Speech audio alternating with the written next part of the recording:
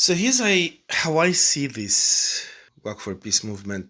First of all, this group of monks walking, I see it as a catalyst.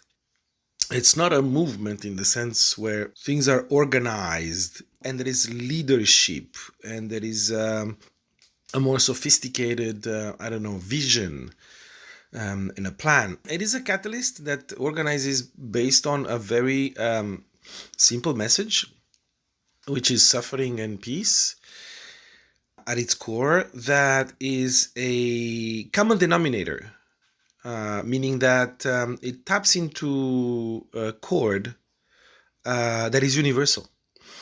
So no matter where you stand, according to all these dimensions of division in our society, meaning the men against women or women against men, and the LGBTQ and the racist and the left versus right and all that, no matter where you stand, anybody can resonate to this because this talks to human nature. So it acts as a very, because of its simplicity and universality, it acts as a catalyst.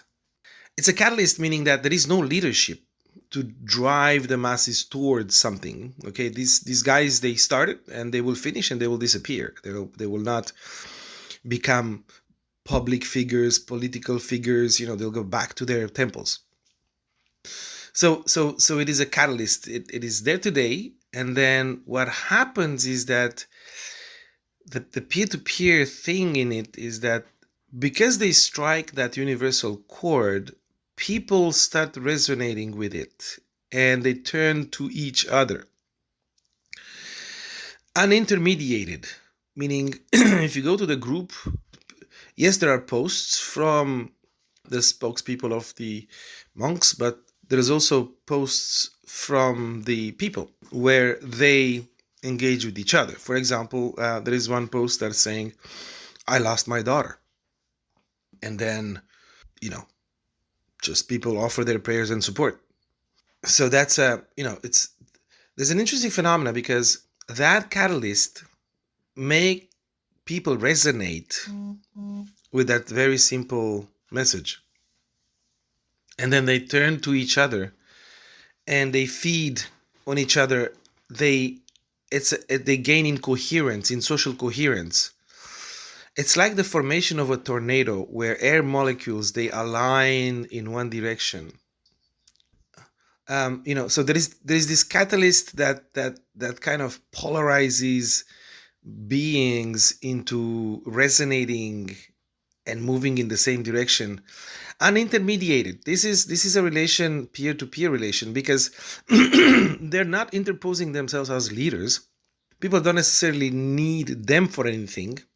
They're just catalyzing that, and that's it. They don't have any other role than that.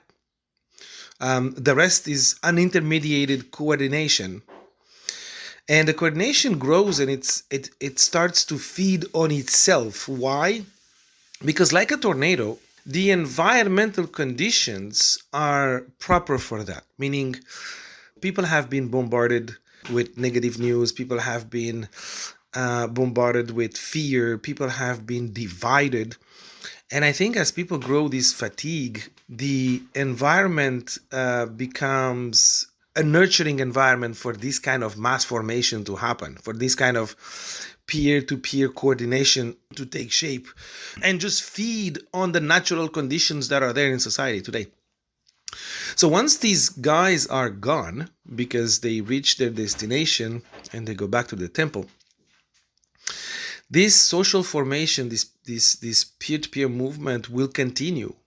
It has formed and will continue for some time and will leave some traces behind. It'll do some quote-unquote damage as it goes through society, So from the complexity side and peer-to-peer side, that's how I see these things. It's this long tail of the movement. It's not the catalyst, the core, okay, which is organized. Okay, they have a route. There's a car behind them. There are medics behind them. There's logistics.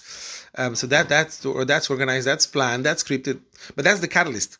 there's this self-organization part of it too. You know what I'm saying? Because they do have a destination, they have a car behind them. Yeah, but there is a minimal of there is an intent, okay, to form this thing, the catalyst, and there is some planning involved. But there's a lot of things there's a lot of self-organizing that happens in every city that they stop, right?